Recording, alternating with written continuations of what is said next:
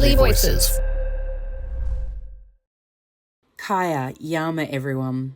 Hi, my name's Danny Cameron. I'm a proud Yaibira woman living in Bundjalung country, and I'm a research fellow, the co-lead of Connecting Our Way, and a lecturer in Indigenous Health at the University of Sydney. Today I want to yarn with you about some work I'm deeply passionate about, work that resonates to a growing and urgent health concerns in our community and highlights the importance of Indigenous ways of knowing, doing and being. These ways reflect holistic, relational, cultural grounded worldviews that centre connection to land, ancestors, community, spirit and story. They honour knowledge holding, passed through generations, guide how we act and relate to others, and shape who we are and how we walk in the world, especially working in community during and after natural disasters.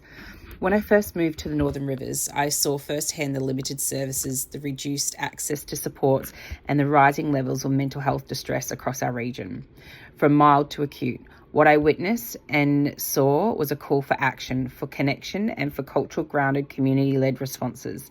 This is where our community-driven trauma-informed Aboriginal disaster relief work began, and which I was able to be part of. Out of the collective need for safety and support, the Healing Hub, created by Associate Professor Carly Atkinson, emerged. It wasn't clinical or complicated, it was human.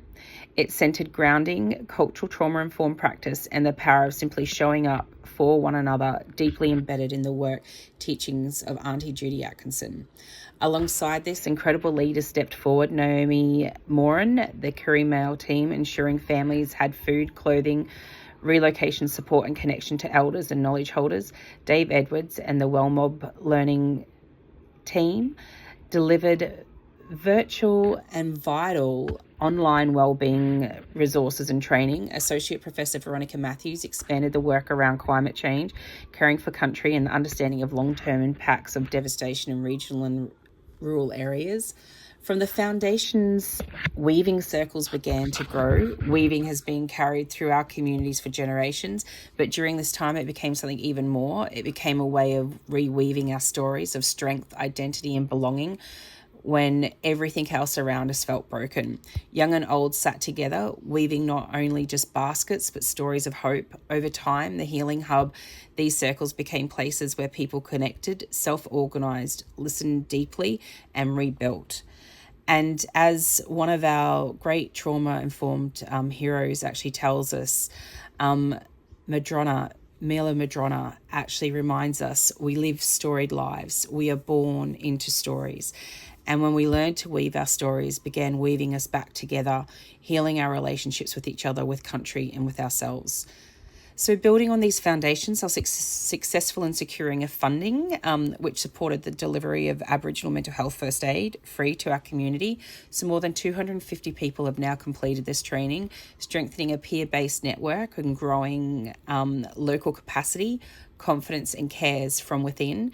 Families were supported and empowered to seek help early and to recognise signs of mental health concerns, to respond with confidence and to speak about things that felt too heavy or too shame-filled to name.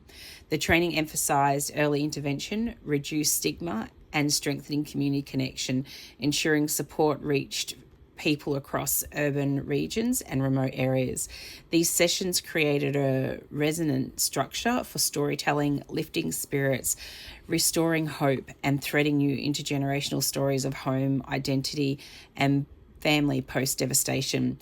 We are also working alongside workplaces, offering respite and culturally grounded tools to support staff navigating complex challenges during recovery.